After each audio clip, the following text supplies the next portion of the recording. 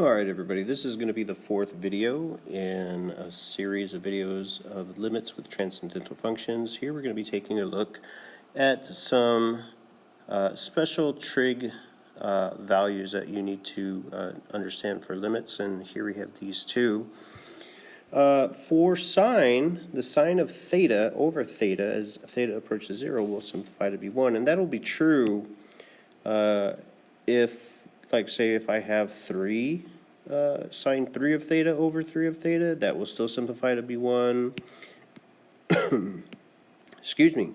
If it was any number in the numerator, let's say x, as long as I have that same number in the denominator, it will simplify to be 1, and it will work the same way with the cosine limit in the on the right side of the screen, but you see that one will simplify to be a 0. Now, why do those limits exist the way that they do? And here we have a table of values to demonstrate them for you. If you happen to have a graphing calculator available, when you type the functions in on the left, we can look at the tables that they would produce and see the following things. So what we're looking at here is that for function a, if we look at the left side and the right side limits, we can see that both sides are going to be approaching the same value. It looks like they're going to be approaching 2.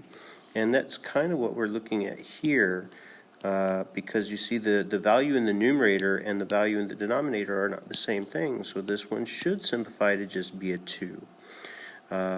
Now, this is just what the table is giving us. We're not trying to make any of it up here. Going on to the next one, now cosine is about 180 degrees out of phase with sine. So you can expect a little bit of difference in what we're seeing. And you can see on the left side, as we approach theta, as we approach 0 from the left side, we get what looks like it's approaching 0. And then on the right side, it shows that we're passing 0 and going to the negative side of the numbers. So the left and the right side limits don't really match. But it does show that because on the left side, 0.45, it's positive, and on the right side, negative 0.45, that's going to lead us into something referred to as the indeterminate value theorem, is that if I have changing signs from one side to the next, then there should be a root between them, so we will cross 0 at that point. Same thing if you take a look at the next function for sine and c, just taking these numbers and plugging them in, the ratio that you see, 3 to 4, that's what it should simplify. It should simplify to be 3/4. And you can see that the left and the right side limits do appear to be approaching 0.75, even though at 0.75 or at 0, the function is undefined.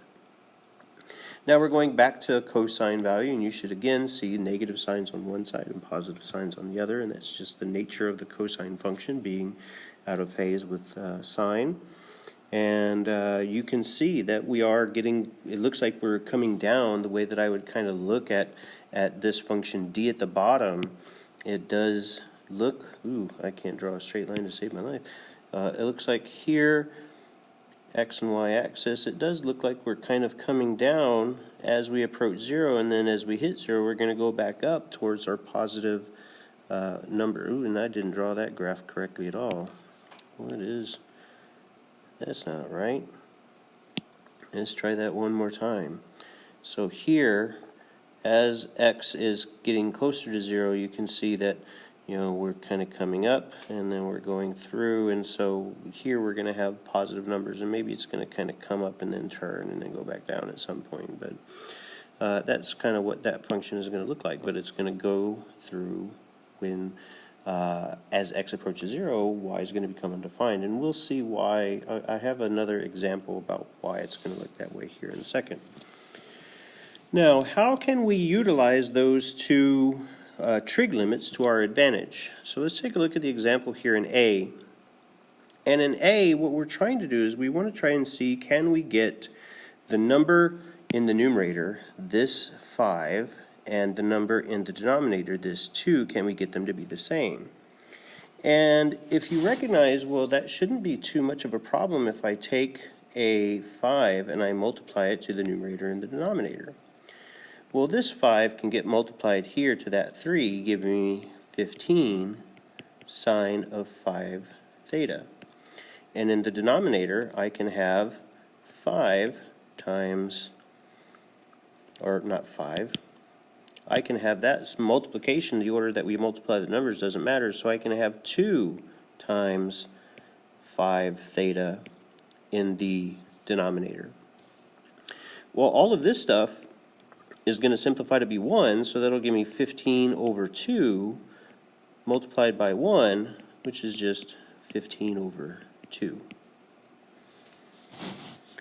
Now on the left side, I'm sorry, on the right side, I don't know what side is what anymore at this point, so sorry, your education is in my hands, but I will still do my best, I promise. So example B here, I'm not going to try to write this one out. I'm going to go ahead and clean it up a little bit for you guys. And this is what I wanted to show you. I meant to, put these up here earlier, but this is something that I wanted to show you why those two limits work the way that they do. So graphically, on the left, as x approaches 0, you can see that where it's undefined, y is at its maximum value. It approaches this, 1 on the x-axis or on the y-axis. And here you can see as x is coming down, as it's approaching 0, that's where it's going to cross the origin at 0. So that's why we have an output of 0. And I just wanted to include these graphs here for the work, and I'll just go ahead and pop the work up here so you can, somewhere it is, there we go. And so for the function on the right, same idea. What I'm going to do is I'm going to look at the denominator and I'm going to split it into 2 because it's a common denominator. And what you see on the left, right here, that is this right here, meaning that it's going to approach 0. So I'm going to simply replace this with the 0 that we see here. Now, at this point here, what I'm going to do is I'm going to kind of do that same trick. I see this 3 here, and I kind of want the same number here. So I'm going to multiply a 3 to the numerator and the denominator, and that'll give me 3 times sine of theta, or 3 theta inside of the parentheses, over 3 theta in the denominator. And all of that simplifies to be 1, giving me 3 times 1. So the limit in this case is a 3.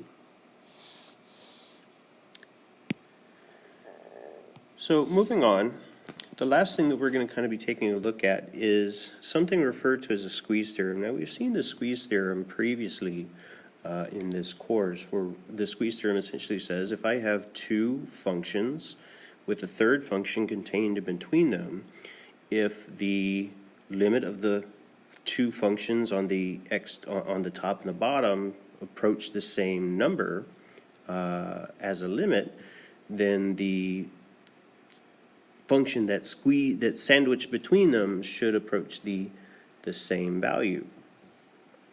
Now here, why can't we use the product limit law like what we were looking at before?